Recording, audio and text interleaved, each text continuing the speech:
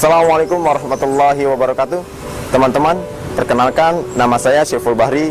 Untuk saat ini dan satu periode ke depan, saya diamanahi sebagai Ketua Umum Keluarga Muslim Fakultas MIPA Universitas Gadjah Mada atau KMFM UGM.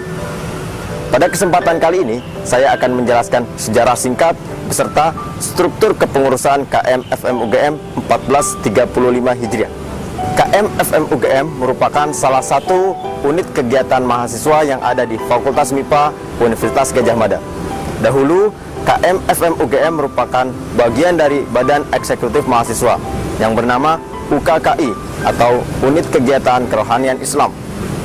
Pada tanggal 15 Mei tahun 2000, KMFM UGM resmi didirikan sebagai unit kegiatan mahasiswa yang ada di Fakultas MIPA Universitas Gadjah Mada.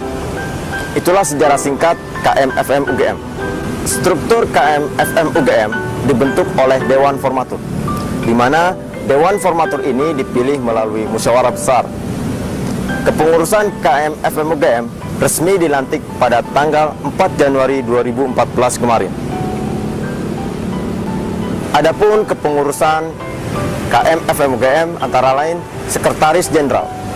Sekretaris Jenderal merupakan orang kedua dari keluarga Muslim Fakultas MIPA, di mana Sekretaris Jenderal ini berfungsi sebagai pengampu atau pembackup dari Ketua Umum ketika Ketua Umum berhalangan hadir. Jadi, Sekretaris Jenderal ini tidak kalah pentingnya berperan sebagai motor atau penggerak di keluarga Muslim Fakultas MIPA. Selanjutnya ada Sekretaris Bendahara, di mana Sekretaris Bendahara ini berfungsi sebagai mengatur segala kerumah tanggaan, baik itu surat menyurat, baik itu pemasukan, pengeluaran, dan segala macam jenis kerumah tanggaan yang ada di keluarga Muslim Fakultas MIPA. Selanjutnya ada Biro Khusus Kaderisasi. Nah, Biro Khusus Kaderisasi ini merupakan biro yang berfungsi sebagai pengatur segala alur kaderisasi yang ada di KMFM UGM.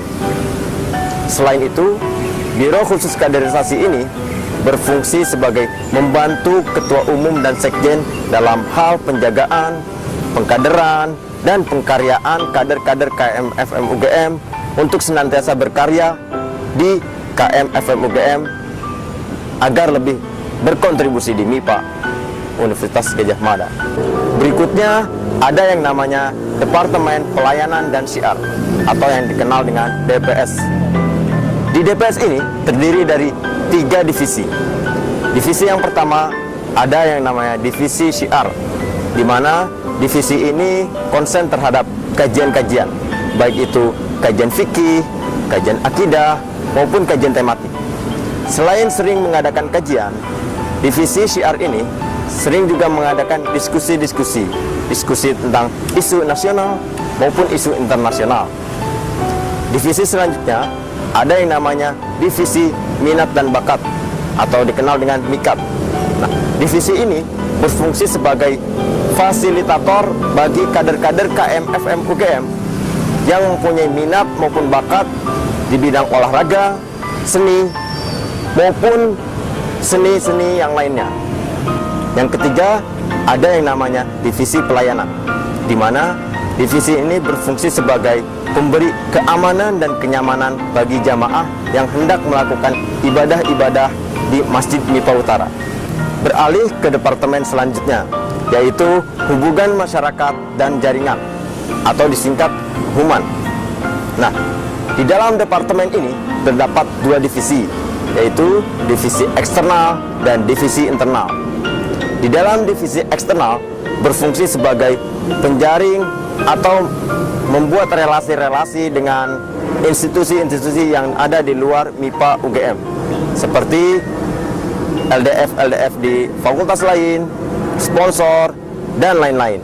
Setelah divisi eksternal, ada yang namanya divisi internal, yaitu divisi yang berfungsi untuk menjalin interaksi yang ada di internal MIPA itu sendiri, baik itu himpunan mahasiswa, UKM-UKM lain, maupun dosen-dosen yang ada di Fakultas MIPA itu sendiri. Selanjutnya ada Departemen Kewirausahaan. Departemen ini merupakan departemen yang diharapkan menjadi penopang hidup kegiatan KMFM itu sendiri, yang harapannya KMFM sendiri akan menjadi unit kegiatan mahasiswa yang mandiri secara finansial. Departemen berikutnya yakni Departemen Kemuslimahan. Nah, konsen di Departemen Kemuslimahan ini konsen terhadap permasalahan-permasalahan yang ada di muslimah-muslimah itu sendiri. Agar apa? Agar muslimah-muslimah yang ada di MIPA menjadi muslimah yang baik, baik secara intelektual maupun baik secara spiritual. Yang terakhir ada yang namanya Badan Mandiri Media Informasi Islam. Nah, Badan Mandiri ini merupakan badan yang berfungsi sebagai pemberi informasi-informasi, khususnya informasi Islam. Nah, informasi-informasi Islam ini dapat tersalurkan melalui media-media yang ada di Indonesia ini, baik itu media cetak, media sosial, media elektronik, dan sarana-sarana media lainnya, agar penyebaran informasi ini bisa lebih masif lagi dan dapat diterima oleh masyarakat MIPA itu sendiri. Itulah terkait sejarah singkat dan kepengurusan KMFM UGM. Saya Syaiful Bahri, terima kasih atas perhatiannya. Assalamualaikum warahmatullahi wabarakatuh.